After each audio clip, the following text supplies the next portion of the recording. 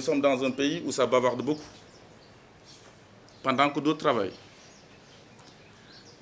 À mon arrivée, vous aviez constaté également que le même syndicat était sorti pour dire que, attirer l'attention des Sénégalais sur une fausse nouvelle, disant que un avocat a été nommé à la tête de Dakar Dem Dikk, que nous allions directement vers la faillite. Ici, mes prédécesseurs ont toujours été, je tiens à préciser que mes prédécesseurs ont toujours été pris en otage par des syndicalistes. Et moi, je l'ai dit depuis que je suis arrivé, ça ne marchera jamais avec moi. C'est pourquoi une bande organisée d'opposants politiques,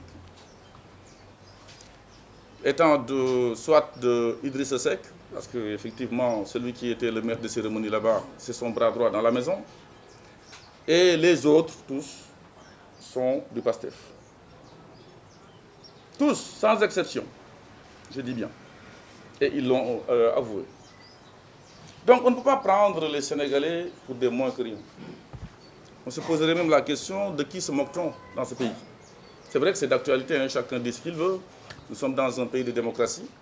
Mais il faut quand même que les choses soient très clarifiées si on veut faire une conférence de presse pour des raisons syndicales ou pour des raisons politiques. J'ai pu également constater que certains points ont été soulevés. Et je vais quand même passer en revue ces points. Et le premier point que je vais effectivement soulever et rappeler, répondre à certaines questions, ce premier point est relatif à l'histoire de l'IPM. Je pense qu'il y a eu beaucoup de bavardage dessus. Je vous demande juste d'être très attentif par rapport à ce qui va se dire. Je suis arrivé le 23 juillet 2014. J'ai trouvé sur place une superposition de dettes sociales de mes prédécesseurs, allant jusqu'à 400 millions. Vous savez, l'IPM, c'est une cotisation qui la nourrit, et c'est un groupe qui gère l'IPM. Ce n'est pas le DG, ce n'est pas Dakar Dem Dikk qui gère l'IPM. Je ne gère pas l'IPM. La première raison liée au fait qu'aujourd'hui le centre est fermé, ce n'est pas Moussa Diop qui l'a fermé, c'est le ministre de la Santé. C'est le ministère de la Santé pour défaut d'autorisation. J'ai dit gestion autonome, ils font ce qu'ils veulent. Ils heurtent le mur, c'est-à-dire le ministère de la Santé qui leur dit « je ferme le centre ». Tollé général, on dit même que je suis derrière. Mais bon, ce sont des accusations, je comprends. Mais il y a un an, ils ne l'auraient pas dit.